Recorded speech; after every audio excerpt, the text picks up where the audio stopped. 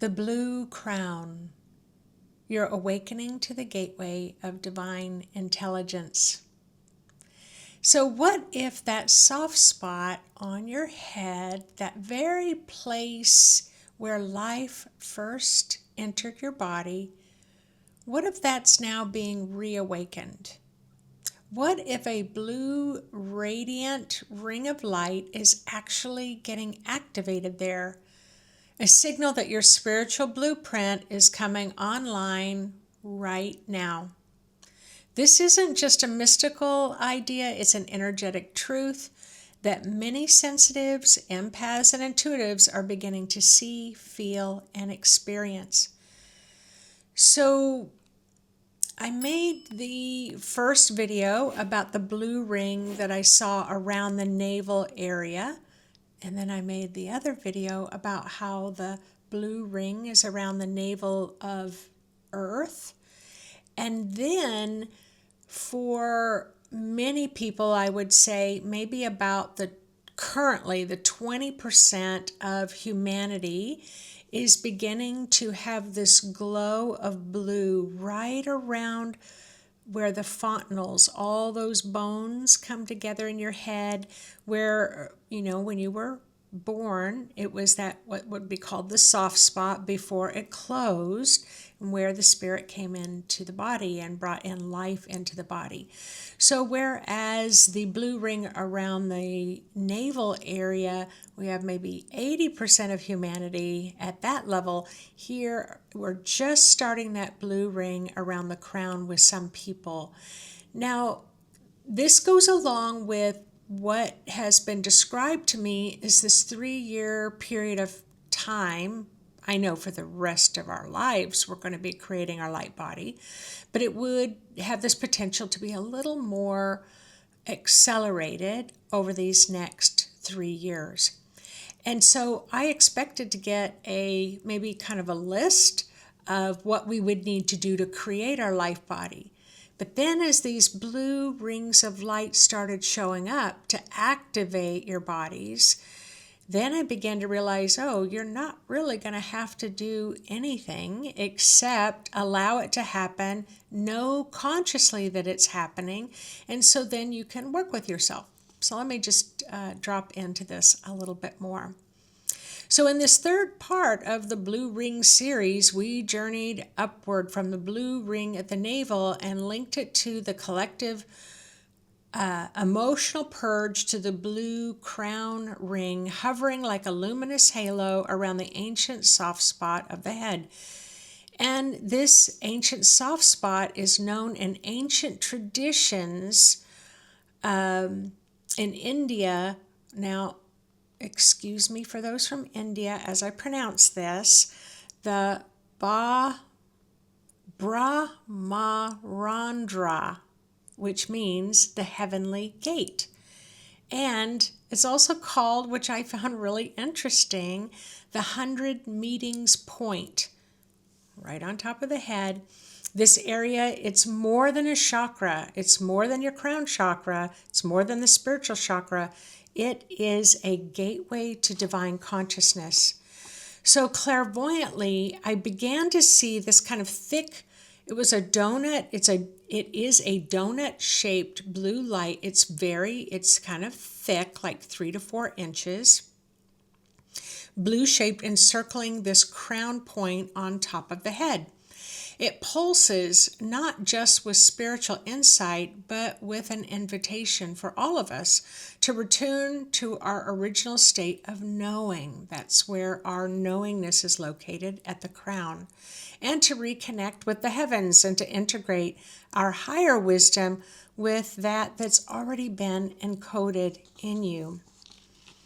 So the ancient teachings on the crown gateway in ancient India, as I said, the Brahma-randra, the opening of the Brahman, it is said to be the entry point of the soul at birth, and that's where you exit at death. That's where your spirit will leave back out of that same point when you are ready to move into the heavenly arena.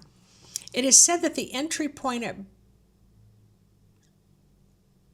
birth is where that spirit, when you take the first breath, really can fully enter in as well. The blue light appearing now just might be signifying a return to our original soul alignments where divine intelligence meets human awareness and human consciousness.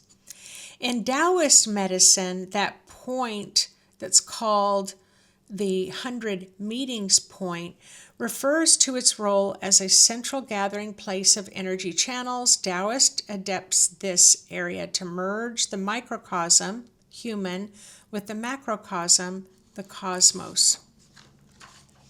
In Christian mysticism, this site corresponds with the illuminated halo, the radiant field of consciousness that can be attained through grace and devotion. And the Sufis too speak about this point of union where seekers meet the divine. In each tradition, the crown center represents a reunion of body and spirit of the individual and the divine, reuniting heaven and earth through our humanness. And so I was perplexed that when I just walking my dog around the park and something would catch my eye and I would see that blue illuminating around the navel area, and in some I would see the blue illumination in the crown.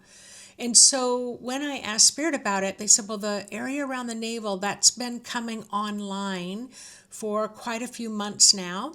And in some it's just a very light blue light, in others it's quite strong. And those who aren't online at that navel area, that will slowly become online over these next 3 years. And then, because then I thought, well, how come there's not so much at the crown chakra? And then I was told, well, because that just started coming online in the past few weeks. So let's see, the blue ring activation. So what does it mean for us right now? Well, the blue ring now appearing around the sacred gateway may be a sign that we're now entering in a phase of mass remembrance.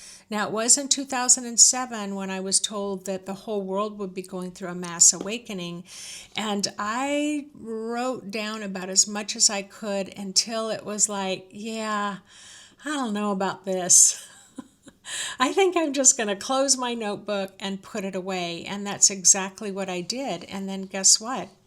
It started happening. And I imagine there's a lot of you who have been fully aware for a long time this was going to take place, this awakening. And you might be like me where I thought, oh, I'm never going to witness this in my lifetime. And then now it's here. So just as the navel ring is connected to the release of deeply buried emotional patterns, the crown ring is about receiving high-frequency spiritual downloads. So that's already happening for many of you as well. But what might this look or feel like if your crown chakra, that blue light, is beginning to dissolve illusions, beginning to dissolve behaviors that no longer work for you, dissolve old ways of being, and it's allowing more of the light to come into the body? Well, how it can look for you is you might have sudden insight or spiritual visions, of which I'm hearing from a lot of people that they are having these sudden, very wise insights, and you might be like, who just said that? Where did that come from? Did I just say that? And it's like, it can surprise you. And the visions. Now, I've already been told in the frequency forecast for July and August and September, clairvoyance is really awakening more for everyone. And so I'm really curious if that has to do with that crown chakra coming online as well. You also may notice heightened sensitivity around sound, light, of course, and frequencies. I'm noticing that I can only take in so much light where I may have to let my eyes have a rest.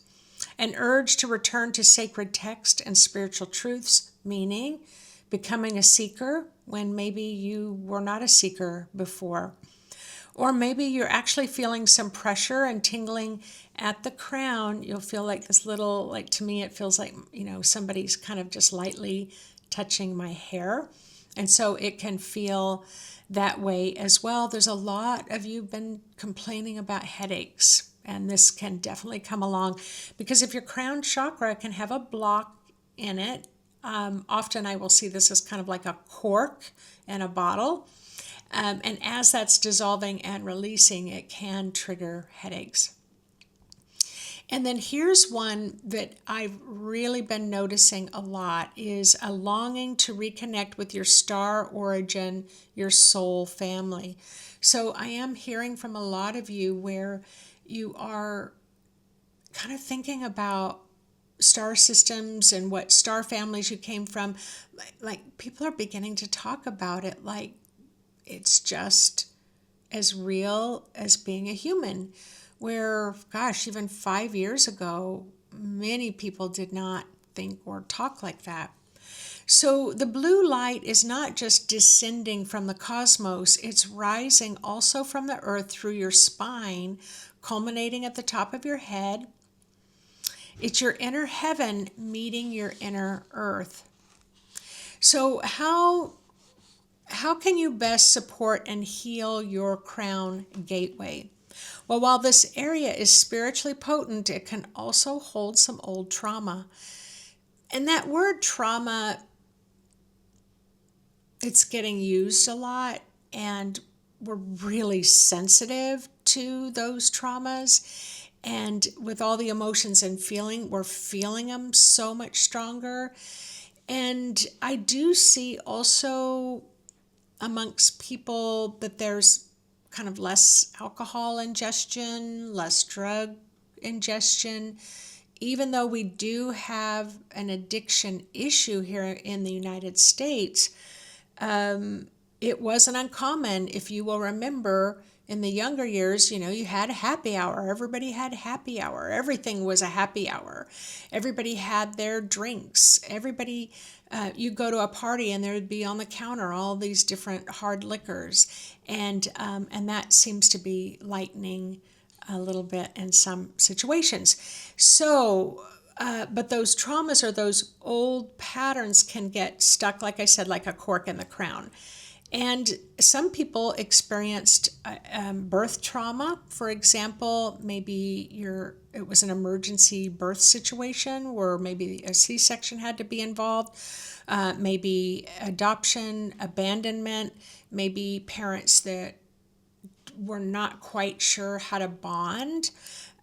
You can have spiritual disconnection. So there's a lot of people who have really kind of turned away from organized religion, but maybe haven't yet turned towards some other type of spiritual practice. And so, or maybe you just want your children to grow up to be a certain age to make their own choices. I'm hearing that a lot as well. And so,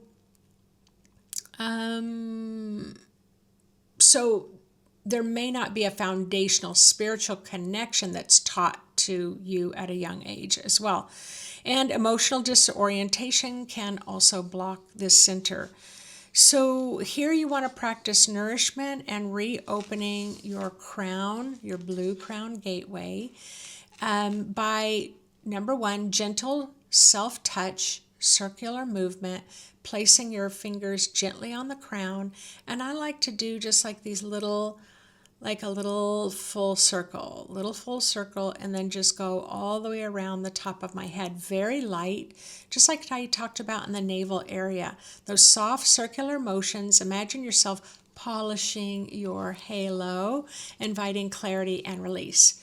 Sound resonance, using tones such as Om or E to activate the crown frequency. So you can definitely find some, you can do it in the search engine to find out which tones really help balance and harmonize your crown chakra. Blue crystal bowls, recordings attuned to the 963 hertz can help reharmonize this area as well. And crown visualization with blue light. You can visualize. I also like to use the word, if you're a strong knower, oh, I see without seeing. Where it's like, well, you don't actually see things. Even with your eyes closed, you're not visualizing things, but you know what you see is really there. So you can visualize a glowing blue light halo encircling the top of your head and just breathe into it. Let it expand with each breath. opening the petals of the divine flower. Silence and sky gazing can really help your crown chakra.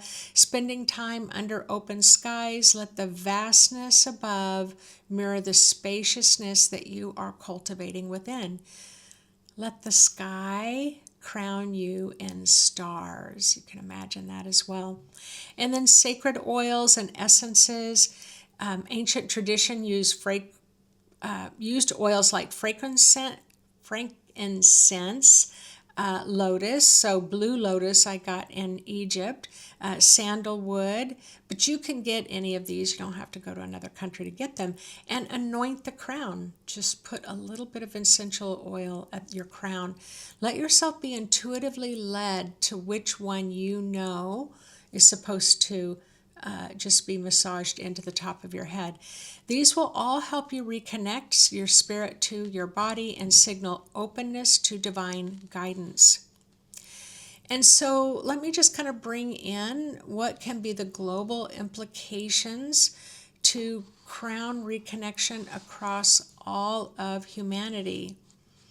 So just as your belly purged collective fear and emotions, stuck stagnant energy, we're now entering a phase of global spiritual remembrance.